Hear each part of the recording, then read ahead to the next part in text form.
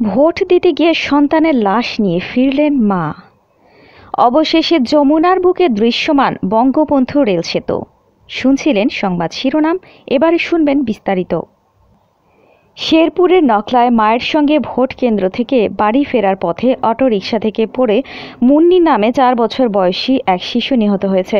মঙ্গলবার উপজেলার বাউসা কবুতমারি ভোট কেন্দ্র থেকে ফেরার পথে দুর্ঘটনায় আহত হয় ওই শিশু।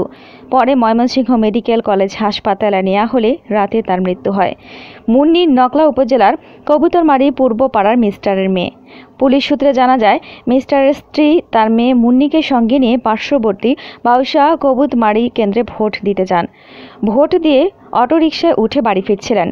পথিমধ্যে কবুতরমারি মিলন বাজার পুরাতন মসজিদের কাছাকাছি আসলে অটো থেকে ছিটকে পড়ে গিয়ে গুরুতর আহত হয় মুন্নি।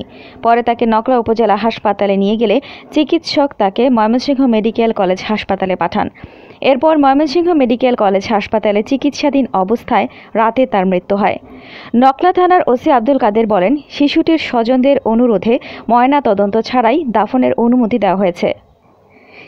এদিকে দ্রুত গতিতে এগিয়ে চলেছে প্রমত্ত যমুনা নদীর ওপর নির্মিত বঙ্গবন্ধু শেখ মুজিব রেল সেতুর নির্মাণ কাজ। এরই মধ্যে নদীর ওপর দৃশ্যমান সেতুর 4.8 কিলোমিটারের মূল কাঠামোর পুরোটায় মোট 50টি পিলারের উপর বসানো হয়েছে 49টি স্প্যান। সেই সঙ্গে সেতুর স্প্যানে স্লিপারবিহীন রেল লাইন বসানোর কাজও চলছে সমানতালে।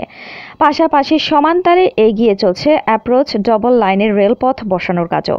বঙ্গবন্ধু শেখ মুজিব রেলওয়ে সেতু প্রকল্পের সাইড ইঞ্জিনিয়ার ফেরদৌস ওয়াহেদ বলেন, দেশের দীর্ঘতম এই রেল সেতুর মূল কাঠামো নির্মাণের পাশাপাশি নদীর দুই পাড়ে চলছে অ্যাপ্রোচ ডাল লাইনের রেলপথ বসানোর কাজও। রাত দিন দেশি বিদেশি প্রকৌশলী আর কর্মীদের অক্লান্ত পরিশ্রমে এগিয়ে চলেছে প্রকল্পের নির্মাণযজ্ঞ। 24 ঘন্টায় 2 শিফটে রাত দিন চলছে সেতুর কাজ। বঙ্গবন্ধু শেখ মুজিব রেলওয়ে সেতু প্রকল্পের প্রকৌশলী মোশাররফ হোসেন জানান, নদীর পূর্ব পাড় টাঙ্গাইল অংশে থাকছে 4.2 কিলোমিটার অ্যাপ্রোচ ডবল লাইন সুবিধা, আর নদীর পশ্চিম পাড় সিরাজগঞ্জ অংশে থাকছে 3.8 কিলোমিটার। এরই মধ্যে টাঙ্গাইল অংশে 90% আর সিরাজগঞ্জ অংশে 85% অ্যাপ্রোচ রেলপথের কাজ শেষ হয়েছে। প্রকল্প পরিচালক মাসুদুর রহমান বলেন, সেতুর পুরো কাজের অগ্রগতি বেশ সন্তোষজনক। পুরো প্রকল্পের কাজের অগ্রগতি 85%। নির্ধারিত সময় অর্থাৎ ডিসেম্বর 2024 এর মধ্যেই পুরো প্রকল্পের কাজ শেষ করার আশা রয়েছে বলে তিনি জানান।